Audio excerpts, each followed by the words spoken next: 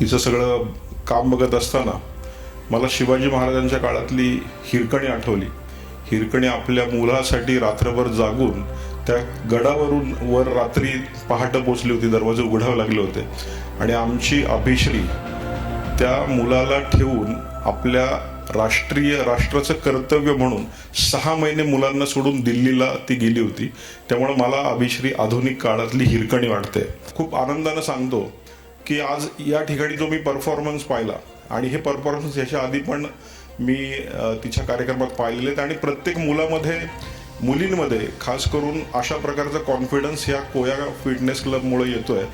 पण ज्या पद्धतीनं या ठिकाणी हे जिम्नॅशियम चालतं आणि पिंपरी चिंचवडमधलं खऱ्या अर्थानं मुलींसाठी ही सुरू असलेली एकमेव संस्था आहे. फक्त मीही आत्ताच आपल्या सगळ्यांच्या आशीर्वादाने आमदार झालोय आणि स्पोर्ट्स डिपार्टमेंटशी खूप चांगला सध्या संपर्क आहे देवळकरचा.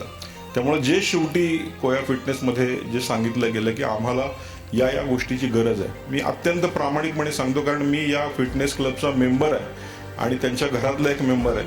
आपण देवळकर सर मला जर गाईड केलं तर आपण प्रामाणिकपणे या फिटनेस क्लबसाठी पिंपरी चिंचवड महानगरपालिका आणि महाराष्ट्र शासनाच्या वतीनं एखाद्या चांगल्या भूखंडावर अशा खेळ एकदम पद्धतशीर आणि मोठ्या पद्धतीने व्हावा यासाठी आपण नक्की प्रयत्न करू शकतो.